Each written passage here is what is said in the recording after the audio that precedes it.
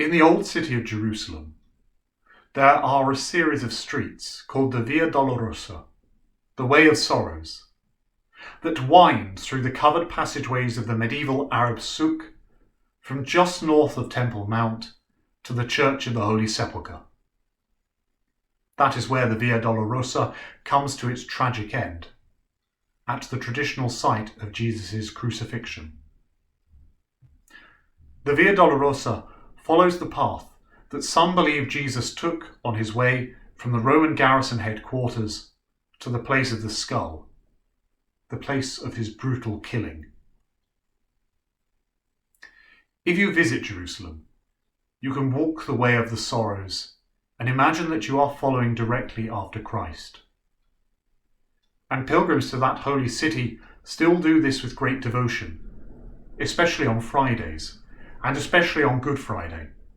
when great crowds throng the streets and stations of the route. You can even rent a great cross to carry along the route, on your shoulders, for about £20, from a Muslim family who have a shop near Lion's Gate. And sometimes groups of pilgrims share in carrying this load together, alternating the role of the one who, carrying their cross, leads the others as they seek to follow after Christ. I was once in Jerusalem, just leaving that part of the road where the Via Dolorosa turns for its final few yards before coming around a blind corner and into the courtyard outside the Church of the Holy Sepulchre, when I saw a group of pilgrims just like this. The man leading them was sweating under the weight of the cross he carried, and staring down with concentration at the stones of the passageway, which are very uneven, to avoid tripping up. Behind him there followed men and women singing prayerfully. The only problem was that the man carrying the cross and his followers were so intent on their act of devotion that they walked straight past the turning toward the Church of the Holy Sepulchre.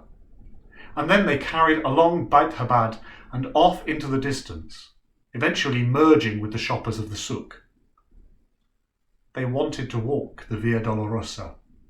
but they missed its end.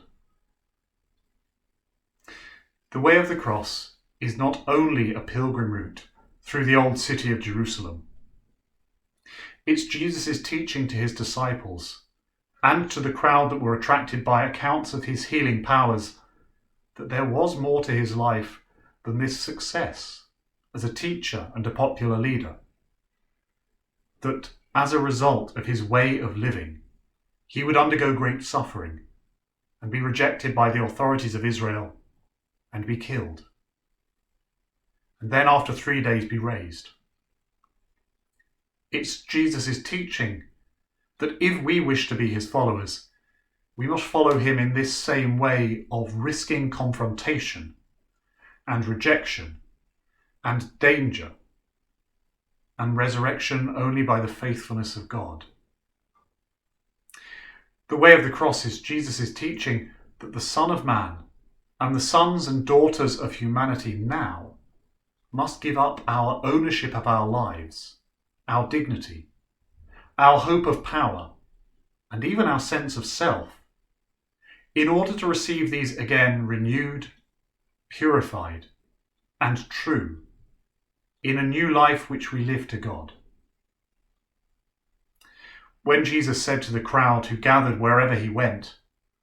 "If any want to become my followers, let them deny themselves and take up their cross and follow me," he was calling them to literally be willing to bear the danger of death at the hands of violent and repressive imperial injustice, and also to be willing to die to themselves and their own ideas of their best self-interest, to any desire they held to claim the place of others, or to follow the way of power, or indeed to follow any way but that of Jesus and the good news which he declares to and for us. Dying to oneself, giving up oneself, doesn't necessarily mean giving up on oneself. we deny ourselves the desire for the place of others or the way of power in order to find a truer self, a self that is our true identity as God sees us, yet which is also rooted in our imitation of Jesus' absolute self-awareness and his unique confidence in the calling of God to him. A self that's rooted in imitation of the humiliated and crucified Jesus, who was faithful to his calling to oppose injustice and to share in the depths of human suffering. A self that is rooted in the risen and vindicated Jesus,